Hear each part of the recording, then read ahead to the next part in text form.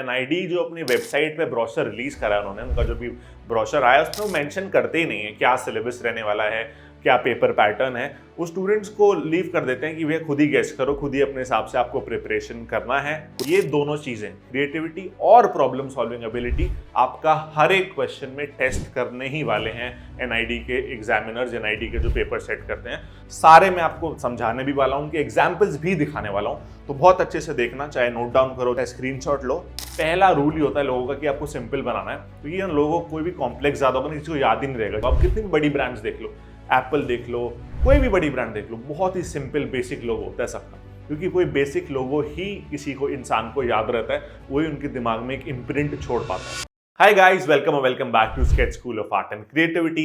Today's video is a must watch for all NID 2026 aspirants. आज की video में हम डिटेल में डिस्कस करने वाले हैं कितने मार्क्स के कौन से टॉपिक्स आते हैं एग्जाम में, कैसे आपको उनके लिए प्रिपेयर करना होता है, कैसे प्रैक्टिस करना होता है। तो this video will directly help you crack your NID 2026 prelims exam. As you all might be aware, अब प्रीलिम्स का वेटेज जो फाइनल NID की रैंक आते हैं उसमें ऐड नहीं होगा, but still it is equally important, क्योंकि अगर आपको NID मेंस के लिए क्वालिफाई करना है तो प्रीलिम्स को क्लियर करना is the very first step. अब NID के डिटेल्ड सिलेबस पे मुझे वीडियो इसलिए बनानी पड़ रही है ना, क्योंकि NID जो अपनी वेबसाइट पे ब्रोशर रिलीज करा है उन्होंने, उनका जो भी ब्रोशर आया उसमें वो मेंशन करते ही नहीं है क्या सिलेबस रहने वाला है, क्या पेपर पैटर्न है। वो स्टूडेंट्स को लीव कर देते हैं कि भैया खुद ही गेस करो, खुद ही अपने हिसाब से आपको प्रिपरेशन करना है, कुछ भी हम दे सकते हैं, आप प्रिपेयर होके आओ अच्छे से और एग्जाम को क्रैक करो।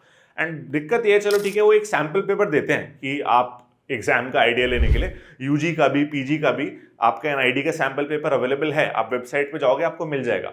बट उसका जो पेपर पैटर्न है उसमें जिस हिसाब से क्वेश्चन है, जो नंबर ऑफ क्वेश्चन है, जो टॉपिक्स हैं क्वेश्चंस के, वो पैटर्न तो चेंज हो चुका है। अब लास्ट 2 साल से तो आप लोग वो चीजें दे ही नहीं रहे हो, 2-3 साल से आपने पेपर पैटर्न ही चेंज कर दिया, तो सैम्पल पेपर भी तो अपडेट करो। तो स्टूडेंट्स मिसगाइड होते हैं, काफी गलत चीजें पढ़ लेते हैं, गलत सिलेबस की तरफ चले जाते हैं। तो दैट इज वाई ये वीडियो बहुत अच्छे से देखो, इसमें एग्जैक्ट इन्फॉर्मेशन है जो आपको जाननी जरूरी है, चाहे आप खुद से प्रिपरेशन कर रहे हो, किसी कोचिंग से कर रहे हो, कैसे भी प्रिपरेशन कर रहे हो। सिलेबस का क्लैरिटी होना is the very first step of cracking any entrance exam. Alright, so let us begin. हमारा जो प्रीलिम्स का एग्जाम है ना, वो 100 मार्क्स का रहता है, 3 घंटे का आपका एग्जाम रहता है, 2 पार्ट में आपका एग्जाम डिवाइडेड है। आप उसको 3 घंटे में आपको दोनों पार्ट अटेम्प्ट करने हैं। आपका पहला रहता है गैट का part, that is your general aptitude test, 25 marks का आपका ये रहता है। और सेकंड पार्ट हमारा कैट का रहता है, उसकी हम बात करेंगे। पहले गैट का डिटेल में डिस्कशन कर लेते हैं, फिर हम कैट पर आए। अब जो हमारा ये गैट का 25 मार्क्स है, इसमें यूजुअली आपके ना 19 क्वेश्चन आप एक्सपेक्ट कर सकते हो। आउट ऑफ द 19, 6 क्वेश्चन तो आपके 2 मार्कर्स आते हैं यूजुअली, थोड़ा 1-2 क्वेश्चन ऊपर नीचे आ सकता है एग्जाम में, और इसके अलावा आपके अराउंड 13 क्वेश्चन आते हैं 1 मार्कर्स। तो टोटल 25 मार्क्स में 19 क्वेश्चन जो पूछ रहे हैं, जिसमें कुछ 2 मार्कर्स है एंड 13 अराउंड आपके 1 मार्कर्स है। ऑफ कोर्स ये नंबर थोड़ा प्लस माइनस +2 हो सकता है, बट हाँ 25 मार्क्स का फिक्स रहेगा। और क्वेश्चंस आपके अराउंड 19, 20, 21 इस हिसाब से अप्रोक्सीमेटली क्वेश्चंस भी आपके रहेंगे। अब इसके अंदर आता क्या क्या, आपसे क्या पूछा जाता है?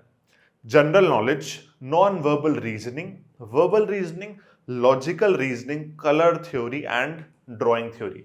यही आपके टॉपिक्स रह गए। अगर आपको कोई भी कंफ्यूजन था अभी तक, कोई मैथ्स नहीं आते, क्वांटिटेटिव एप्टीट्यूड हट चुका है, इंग्लिश कॉम्प्रिहेंशन के क्वेश्चन आते थे उनके सैंपल पेपर में भी है, वो भी हट चुका है। अब बस यही चीजें, छोटा सा आपका जो है गैट का सिलेबस हो गया और इजी टू मॉडरेट लेवल पे आता है, बहुत ज्यादा टफ भी क्वेश्चंस नहीं पूछे जाते हैं। अब इसमें से ना जो कलर थ्योरी और ड्राइंग थ्योरी वाला पार्ट है, आप जब ड्राइंग का यानी कि जो कैट पार्ट है उसका प्रिपरेशन करोगे तो उसका थ्योरेटिकल एस्पेक्ट है ये, तो वो तो आप देखो कैट में ही पढ़ोगे। गैट का एक्चुअली पार्ट मैं मानता नहीं हूं, बट हाँ इसके क्वेश्चन भी ज्यादा नहीं आएगा, भी तो शायद आएगा, वो भी 1-2 क्वेश्चन आ सकता है ज्यादा से ज्यादा। सपोज कलर थ्योरी पे आ गया, एक फोटो आ गई, ये कौन सी कलर स्कीम है, या ड्राइंग में पर्सपेक्टिव पे कोई क्वेश्चन आ गया, वैनिशिंग पॉइंट क्या होता है, या किस टाइप के पर्सपेक्टिव में फोटो है, तो वो ड्राइंग का ही कहीं ना कहीं रिलेटेड आपके कैट पार्ट से ही पूछा गया, क्योंकि आपको कैट का आप जब प्रिपेयर करोगे ये चीज तो आपको पढ़नी ही पड़ेगी। ठीक है, तो 2 पार्ट हमारे मेनली रह गए, रीजनिंग जो 3 पार्ट में डिवाइडेड है, और जनरल नॉलेज। 2 ही चीजें हैं मेनली, जीके और रीजनिंग, जो आपसे एग्जाम में पूछा जाने वाला है। अब जीके में क्या आता है, रीजनिंग में क्या आता है, वो भी हम डिटेल में सारा देखेंगे। देखो, let's start with the GK part. Okay, अब जीके का जो आपका पार्ट रहता है ना, 6 से 8 question, 6 to 8 questions are there, और सारे 1 मार्कर आते हैं। जीके से 2 मार्कर क्वेश्चंस नहीं देते हैं, जीके से आपके 1 मार्कर क्वेश्चंस आते हैं। ठीक है। अब इसमें क्या क्या की एरियाज है, current affairs, of course main current affairs ही है, जो चीजें हो रही हैं या फिर पुरानी भी जो सिग्निफिकेंट चीजें हुई हैं उस पर क्वेश्चन आते हैं। थोड़ा बहुत art and design, history, famous designers, cultural knowledge आपको होनी चाहिए, स्टेट के डांस फॉर्म्स की, और भी थोड़ा ज्योग्राफिकल नॉलेज भी जरूरी है, एंड थोड़ा बेसिक साइंस एंड टेक्नोलॉजी का नॉलेज। तो आपको मेन मैं समअप करके बताऊं, कल्चरल चीजें आपको पता होनी चाहिए, डांस फॉर्म्स एटसेट्रा, थोड़ा सा आपको पेंटिंग्स, डिजाइनर्स का आइडिया होना चाहिए, मेनली जो करंट अफेयर्स हैं वो भी आपको जानना है, और जो सिग्निफिकेंट पास्ट इवेंट्स हैं उनकी भी आपको इन्फॉर्मेशन होनी चाहिए। एंड या ऑफ कोर्स साइंटिफिक बेसिक जो साइंस के क्वेश्चंस रहते हैं थोड़े, वो भी आ जाते हैं। तो बेसिक साइंस जो आप 9th-10th के लेवल पे पढ़ते हो, वो क्लैरिटी होना आपको जरूरी है। प्रिपरेशन आपको कैसे करना है, आप देखो न्यूज़पेपर्स पढ़ो, मैगजीन्स पढ़ो, करंट अफेयर्स के लिए डिजाइन मैगजीन्स पढ़ो, करंट इवेंट्स को फॉलो करो, आर्ट मूवमेंट्स का आपको नॉलेज होना चाहिए, Indian culture, dance forms, reverse, geographical चीजें, वो सारी चीजें भी आपको पढ़नी जरूरी है। थोड़ा सा जीके ऑफ कोर्स रैंडम रहता है, तो आपको काफी सारी वाइड स्प्रेड चीजें पढ़नी है, जितना आप जीके ले पाओ उतना ज्यादा अच्छा है।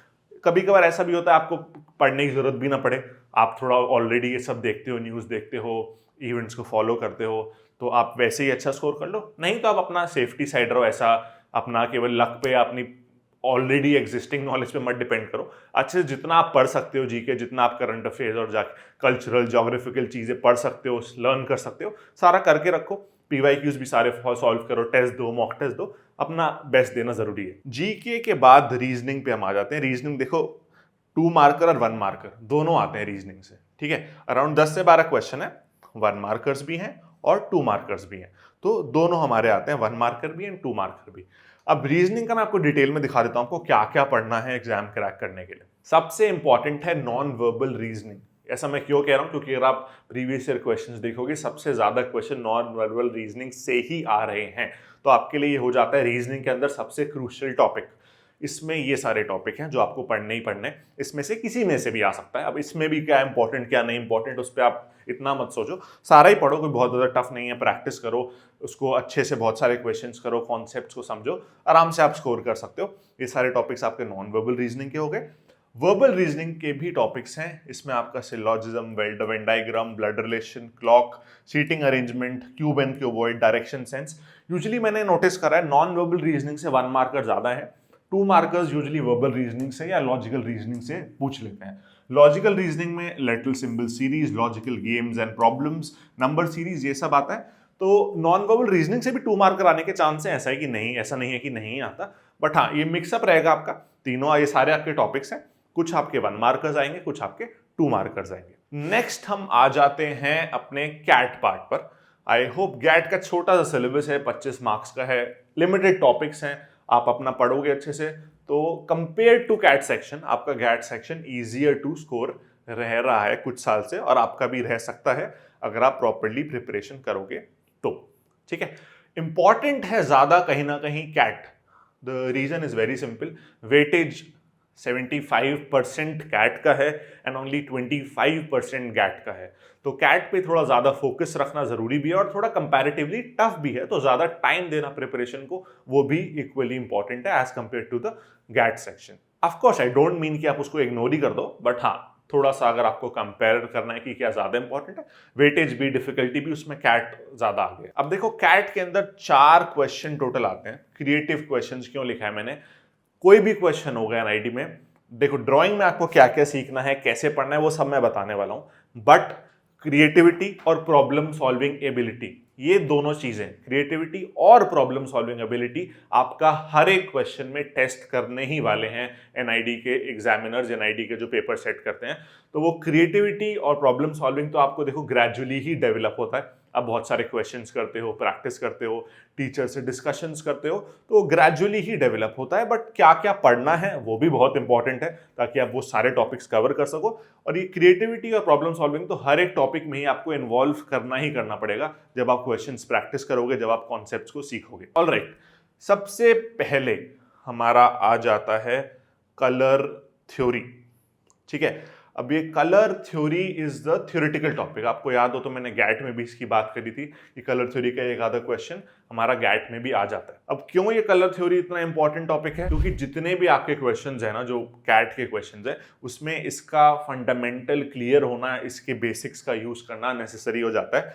कलर रिवील का क्लियर आइडिया होना, कौन से कलर हैं, बेसिक 12 कलर्स कौन से होते हैं, primary secondary tertiary colours, 3 primary हैं, 3 सेकेंडरी हैं, 3 टर्शरी हैं। अभी पढ़ने नहीं वाले, बेसिक जल्दी जल्दी बात कर रहे हैं बस। कलर हार्मनी, कौन से कलर आपस में सूट करते हैं, colour schemes, complementary, analogous, triadic, कैसे वो आपस में वर्क करती हैं, किस केस में आपको कौन सी कलर स्कीम के लिए जाना है, क्या उनका साइकोलॉजिकल इफेक्ट रहता है, all this is very important. Warm और कूल कलर्स कहाँ कैसे क्या यूज होना है वो भी बहुत इंपॉर्टेंट होता है। And the psychology of course, हर एक कलर का अपना एक इमोशन होता है, रेड का अलग है, पर्पल का अलग है, येलो का अलग है।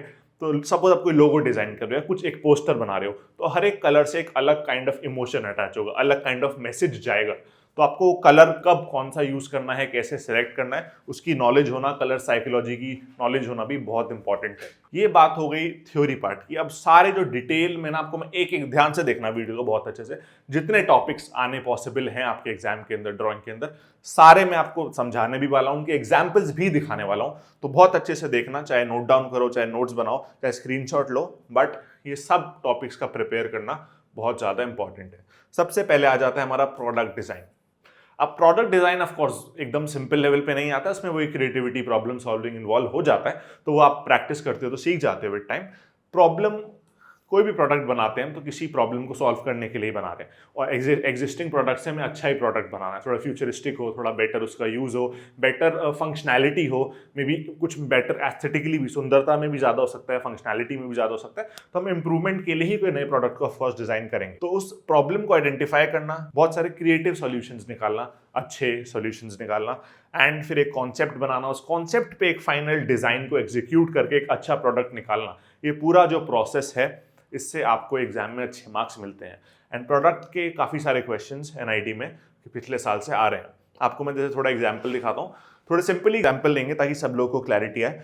सपोज आपको एक चेयर डिज़ाइन करना हो किसी भी पर्पज से, मे बी किसी ओल्ड पर्सन के लिए, ये ओल्ड पर्सन के लिए नहीं है बट किसी ओल्ड पर्सन के लिए, किसी चाइल्ड के लिए, किसी पर्टिकुलर यूज़ के लिए, तो उसका क्या नया कॉन्सेप्ट, क्या नया फंडामेंटल आप यूज़ कर सकते हो, फंक्शनल भी रहे, विजिबली भी अच्छा रहे, कैसे आप एक क्रिएटिव और फंक्शनल सोल्यूशन निकाल सकते हो। कोई एक अलग टाइप की आपको अगर साइकिल बनानी है, सपोज कोई हैंडीकैप्ड है तो उसके लिए साइकिल बनानी है, आप कैसे बना सकते हो, या कोई साइकिल ऑलरेडी इसमें कुछ प्रॉब्लम्स हैं, किसी इंसान को कुछ प्रॉब्लम्स आ रही हैं, उसको कैसे आप प्रॉब्लम्स को केटर करके और एक अच्छा प्रोडक्ट डेवलप कर सकते हो।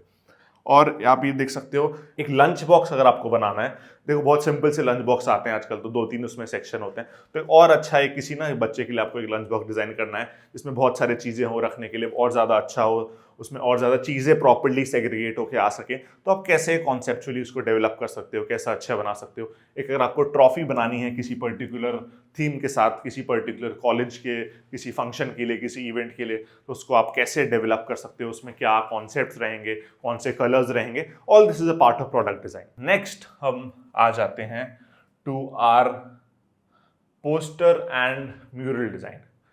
Poster and mural design is something again which is based on a message.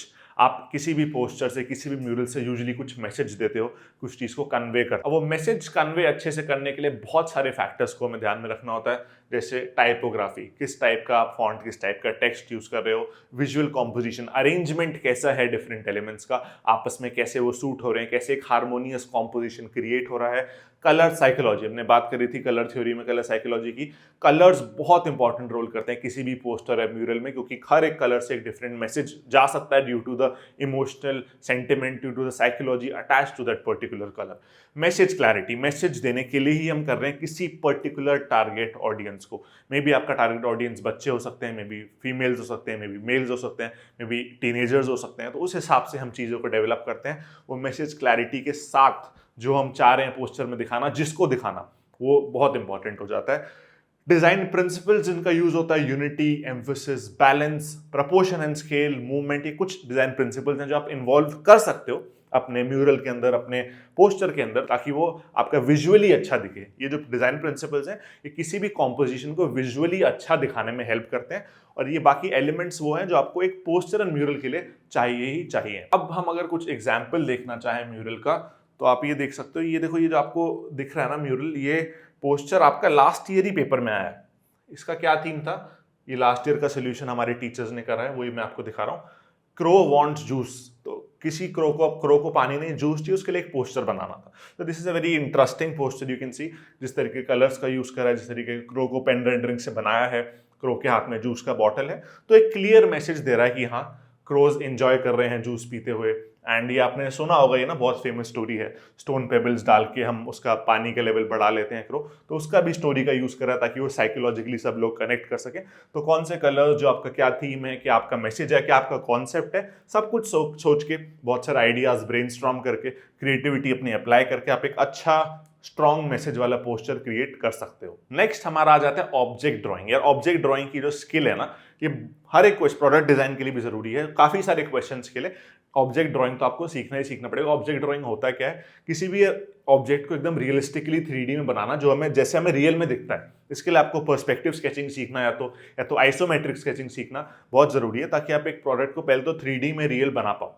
उसके बाद ये बनाने के बाद ऑब्जर्वेशन स्किल्स के आपको शेडिंग टेक्निक्स, उसको कैसे शेड करना है, किस एंगल पे शैडो आएगी, कहाँ लाइट रहेगा, कहाँ डार्क रहेगा, शेडिंग से ही कोई भी ऑब्जेक्ट 3D लगता है। 2D को 3D बनाने के लिए आपको शेडिंग करना बहुत जरूरी है।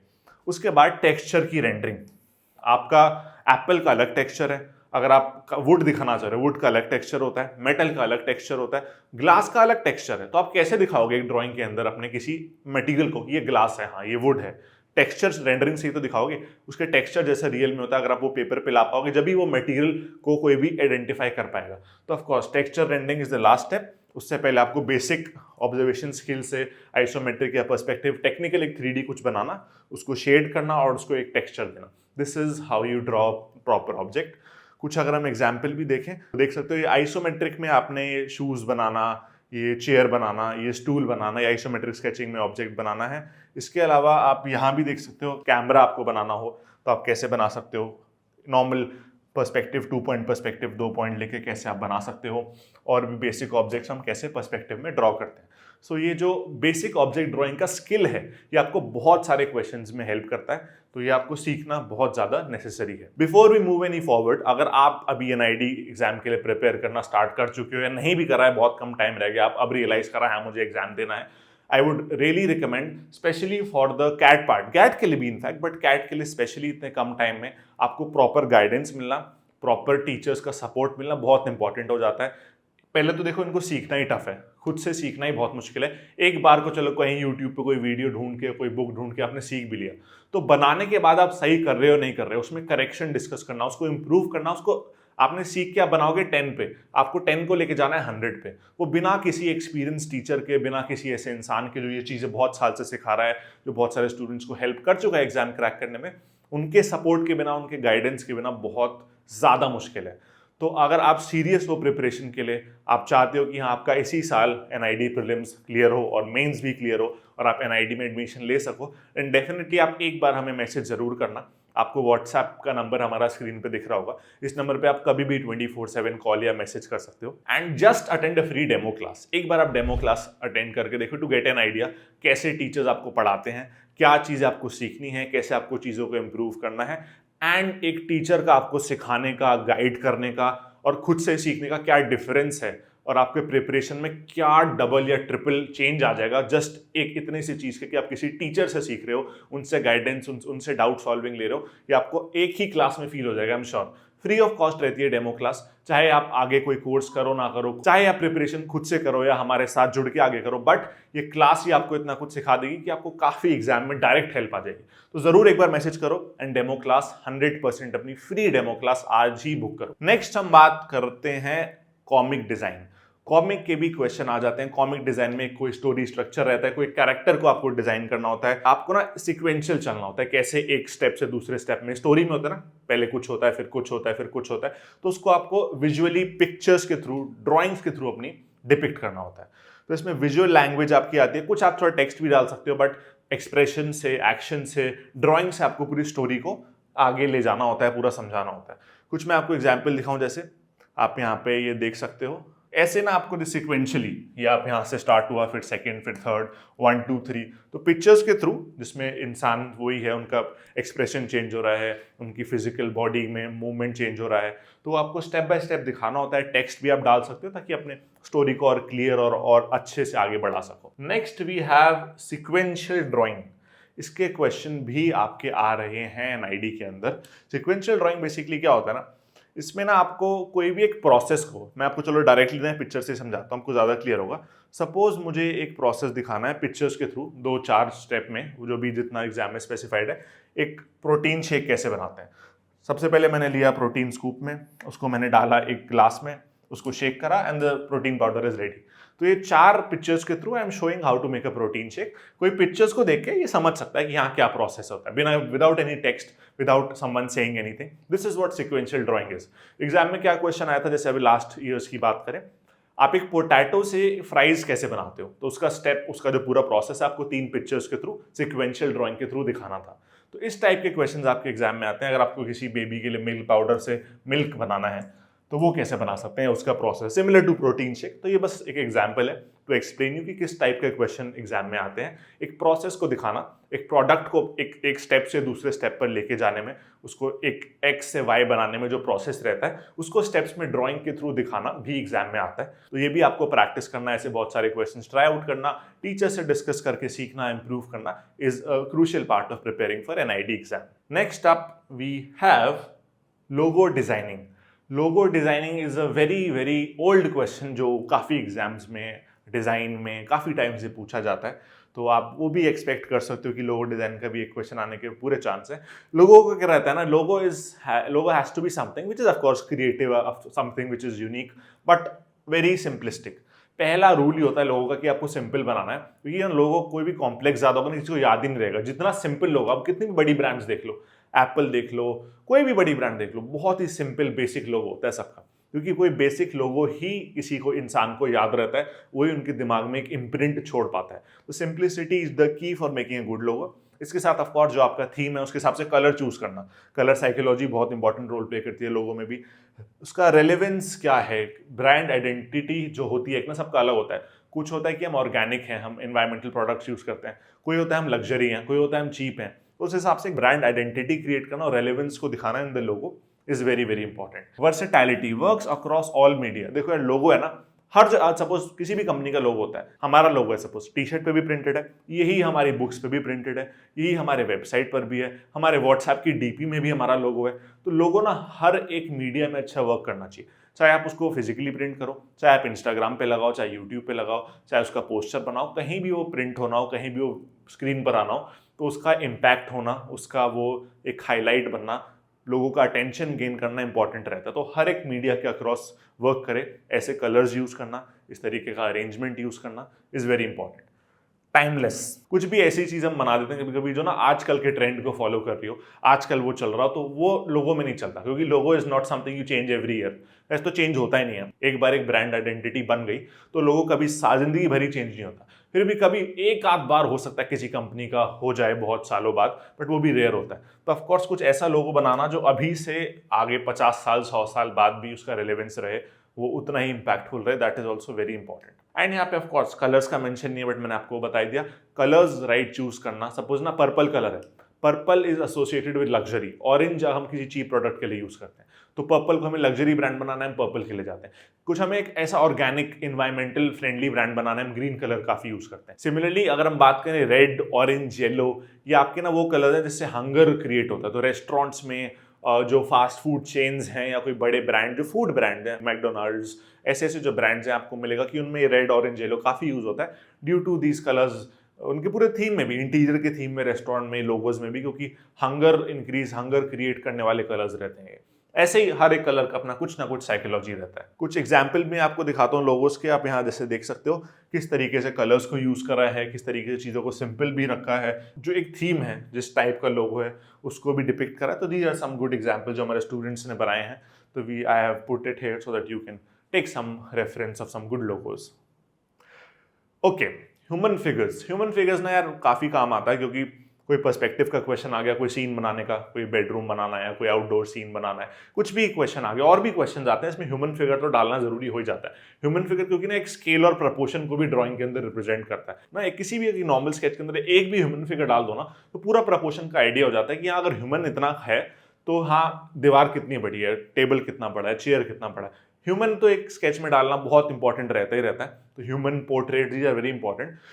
प्रपोर्शन सीखना, कैसे प्रॉपर प्रपोर्शनेट ह्यूमन फिगर बनाना है, अलग अलग फिजिकल मूवमेंट्स, भाग रहा है कोई, चल रहा है कोई, सो रहा है कोई, बैडमिंटन खेल रहा है, वो सब कैसे बनाते हैं वो सीखना बहुत जरूरी है। ह्यूमन फिगर्स को डेली प्रैक्टिस करना, क्योंकि ना ह्यूमन फिगर्स ऐसा कुछ है जो आप जितना करोगे उतना आप फास्ट और उतना ज़्यादा अच्छा होते जाते हो। ह्यूमन फिगर्स आपको बहुत प्रैक्टिस करना है। ये कुछ एग्जाम्पल्स जैसे आप देखो अलग अलग पोस्चर्स में कैसे बनाते हैं, दिस इज़ वेरी इंपॉर्टेंट, है ना। साथ में जो बेसिक एनाटॉमी है कि कैसे हम 8 पार्ट्स में डिवाइड करके proper front view, side view, back view किसी भी ह्यूमन का दिखा सकते हैं।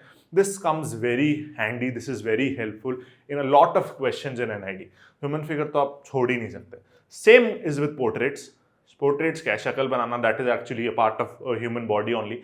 तो पोर्ट्रेट्स पे भी फोकस करना, फेशियल फीचर्स पे, फेशियल एक्सप्रेशंस पे, वो बहुत इंपॉर्टेंट है। डिटेलिंग पे, लाइट हमारे कहाँ पे ना, किसी भी फेस पे कहाँ पे ज़्यादा लाइट, कहाँ पे डार्क रहता है, एक्सप्रेशन मैंने बोला, ये सारी चीज़ें एक पोर्ट्रेट के अंदर काफ़ी क्रूशियल हो जाती हैं। आपको मैं कुछ एग्जांपल्स भी दिखाता हूँ। जो इमोशंस हैं किसी भी इंसान के, किस चीज़ का पोर्ट्रेट बना रहे हो, उसके इमोशंस कैप्चर करना बहुत ज़्यादा इंपॉर्टेंट रहता है पोर्ट्रेट्स में, स्पेशली एनआईडी के लिए। आप कुछ एग्जांपल्स भी देख सकते हो। यहाँ पे देखो, इस भरतनाट्यम डांसर की स्माइल देखो, अलग ही एक्सप्रेशन है, आईज, मेकअप, वो अलग ही एक फील आता है। सिमिलरली आप यहाँ पे भी देखो कितना अलग आपको एक्सप्रेशन आपको कैप्चर हो रहा है इस पोर्ट्रेट के अंदर। तो इस टाइप के पोर्ट्रेट्स भी प्रैक्टिस करना, बेसिक से स्टार्ट करना। ऑफ कोर्स क्या प्रपोर्शन है नोज का, आईज का, लिप्स का, फेस का स्ट्रक्चर कैसे होता है, साइड से, फ्रंट से, ऊपर से, नीचे से, फिर एक्सप्रेशंस पे, फेशियल एक्सप्रेशंस पे तो बाद पे आते हैं। तो ये बेसिक तक, ऐसे एडवांस तक जाना बहुत इंपॉर्टेंट है पोर्ट्रेट्स में भी, आप ताकि एग्जाम को क्रैक कर सको। लास्ट हमारा ड्राइंग का टॉपिक आ जाता है पर्सपेक्टिव स्केचिंग। 3 पॉइंट है, 2 पॉइंट है, 1 पॉइंट है, और बेसिक कॉन्सेप्ट जो तीनों के लिए जरूरी है वो सबसे पहले सीखना पड़ता है। तो ये पर्सपेक्टिव स्केचिंग का सीधा एग्जाम्पल से हम बात करते हैं। 1-2 एग्जाम्पल आपके लिए मैंने डाले हैं यहाँ पर, आप ये देख सकते हो। तो ना पर्सपेक्टिव के थोड़े टफ क्वेश्चंस आते हैं। इंटीरियर का आ सकता है, तो इंडोर का, ये रूम के अंदर आपको दिखाना है कुछ। रूम में कोई, जैसे यहाँ पे देख सकते हो कोई कैट है, कोई यहाँ पे डांस कर रहा है, यहाँ पे कोई बैठ के बुक पढ़ रहा है, आप उसका व्यू बना रहे हो जो यहाँ पे कुछ नोट डाउन कर रहा है। यहाँ पे ये सेकंड आप स्केच देख सकते हो, इसमें कोई गिटार बजा रहा है, पीछे और लोग हैं, एक कार गैराज है, एक यहाँ पे साइकिल भी खड़ी है। तो डिटेल्स को कैप्चर करना ये क्वेश्चंस में दिया जाता है कि आप ऐसे बैठे हो, ये दिख रहा है, ये आपका व्यू है, यहाँ पे आप खड़े हो, तो वो कैसे डिटेल्स को दिखाना है, कैसे रियल में, क्योंकि perspective is all about putting something 3D on a 2D plane. आप एक शीट ऑफ पेपर पे कोई 3D स्केच बनाते हो जिसमें डेप्थ आता है, जिसमें हाइट आती है, वो देखने में 3D लगता है। आप समझ पा रहे हो कि हाँ ये रूम है एक, जिसका एक डेप्थ है, इसका एक हाइट है। तो वो चीज़ों को दिखाना ओनली पर्सपेक्टिव स्केचिंग के थ्रू ही पॉसिबल है। तो perspective sketching is again a complex process. You start from the very basic, आप बेसिक कॉन्सेप्ट को समझते हो, फिर 1 पॉइंट पे आते हो, फिर 2 पॉइंट पे आते हो, फिर 3 पॉइंट पे आते हो। एंड ह्यूमन फिगर और पोर्ट्रेट तो आपको ऐड करना ही करना पड़ता है। तो ह्यूमन फिगर पोर्ट्रेट सीखने के बाद ही आप पर्सपेक्टिव स्केचिंग सीखो तो it is beneficial. End of course ये सारा जो मैंने आपको बताया, ये लास्ट टॉपिक था हमारा। तो ये सारे जो टॉपिक्स हैं, ये वो टॉपिक्स हैं जो एग्जाम में आने के चांस हैं, इसमें से ही कुछ ना कुछ आएगा, ठीक है। तो आपको ये सब कुछ प्रैक्टिस करना ही करना है। और साथ में जो 2 चीज मैंने स्टार्टिंग में बोली और बहुत बार बोल चुका हूं, प्रॉब्लम सॉल्विंग और क्रिएटिविटी, इन दोनों को हर एक क्वेश्चन जो आप एग्जाम तक अभी सॉल्व करोगे, प्रैक्टिस करोगे, उन दोनों चीजों को ध्यान रखना ही रखना है, क्योंकि एग्जाम में वो यूज करना पड़ेगा, उसके भी बहुत ज्यादा मार्क्स होते हैं। सो अपना प्रिपरेशन आप लोग अब अच्छे से स्टार्ट करो। ये सारे टॉपिक्स कैट के, गैट के प्रैक्टिस करो, जो लर्न करने का है वो लर्न करो, जो प्रैक्टिस करने का ड्राइंग है जैसे वो प्रैक्टिस करो। And all the very best for your exam. And please channel को सब्सक्राइब करना मत भूलना, also press the bell icon. Will be uploading a lot of more helpful videos. आज तो हमने बस सिलेबस को समझा है, अब इन टॉपिक्स पे इंडिविजुअल वीडियोज, जैसे सपोज कैट के सारे टॉपिक पे, गैट के सारे टॉपिक के कैसे क्वेश्चंस को सॉल्व करना है, कैसे समझना है, कैसे सीखना है, सारी वीडियोस आने वाली हैं। You really don't want to miss all those, so please subscribe to the channel and press the bell icon. And that's all for today. See you in my next video.